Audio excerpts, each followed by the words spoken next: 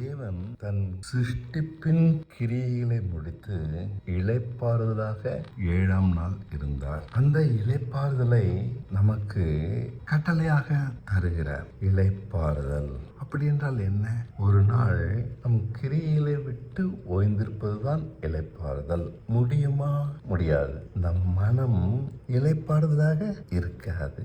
நம் சிந்தனை அதன் கிரியைகளை விட்டு ஓய்ந்திருக்காது, ஓடிக்கொண்டே இருக்கும். நம்மால் இளைப்பாறுதலாக இருக்க முடியவில்லை. ஆனால் தேவனால் முடிகிறது. அவர் சிருஷ்டிக்கிறார். அவர் எப்படி சிருஷ்டிக்கிறார் என்றால், கடைசியில் என்ன நடக்கும் என்பதை சிருஷ்டித்து பின்புதான் ஆரம்பத்தை சிருஷ்டிக்கிறார். அதனால் என்ன நடந்தாலும் அவருடைய திட்டத்தின்படிதான் நடக்கிறது. அதனால் அவர் இளைப்பாறுதலாக இருக்கிறார். பயப்படுவதில்லை. அவரால் முடிவை காண முடியும். நடக்கும் சூழ்நிலையினாலே பதறுவ அவசியமில்லை. அதனால் அவரால் இளைப்பாறுதலாக இருக்க முடியும். நாம் முடியாது. இளைப்பாறுதல் என்றால் என்ன? தேவனை நம்பி நம் சுய சித்தத்தை செய்யாமல் இருப்பது. அவர் கையில் நம் வாழ்க்கையை கொடுத்துவிட்டு இளைப்பாறுதலாக இருப்பது. அவர் சொல்கிறபடி நடந்து தன் திட்டத்தை நிறைவேற்றாமல் இருப்பது. அவரை நம்பியிருக்கிறபடினாலே, அவரால் நம் வாழ்க்கை தீர்மானிக்கப்படுகிறபடினாலே ஒரு நிச்சயம் நமக்கு இருக்கிறது. எந்த தீமையும் எனக்கு நேரிடாது.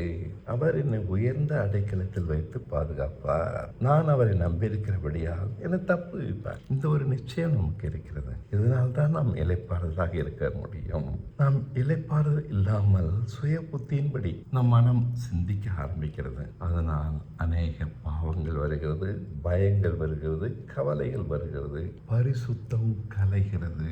நம்மால் பரிசுத்தமாக இருக்க முடியாது. இளைப்பாறுதலை பரிசுத்த குலைச்சலாக்கினார்கள் என்கிறார்கள். நாம் இளைப்பாறுதலை இழக்கும் போது பரிசுத்த குலைச்சல் உண்டாகிறது. நம் மனம் பதறுகிறது, கவலை வருகிறது, பயம் ஆட்கொள்கிறது. பரிசுத்த குலைச்சல். இளைப்பாறுதல் என்றால் என்ன?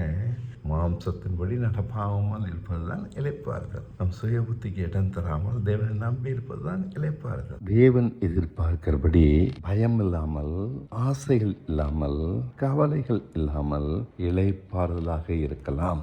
தேவ வார்த்தையை நிறைவேற்றலாம். மனுஷன் இளைப்பாறுதலுக்காக உண்டாக்கப்பட்டவன். இளைப்பாறுதல் நம்மை பரிசுத்தமாக காக்கிறது. ஓய்வு நாளுக்காக மனுஷன் உண்டாக்கப்படவில்லை, மனுஷனுக்காக ஓய்வு நாள் உண்டாக்கப்பட்டது. அப்படியானால் என்ன? நமக்கு ஓய்வு நாள் இல்லாவிட்டால், இளைப்பாறுதல் இல்லாவிட்டால், பயமும் கவலையோடு வாழ்ந்தால் தேவனை அணுக முடியாது. மாம்சத்தின்படிதான் வாழ்வோம்.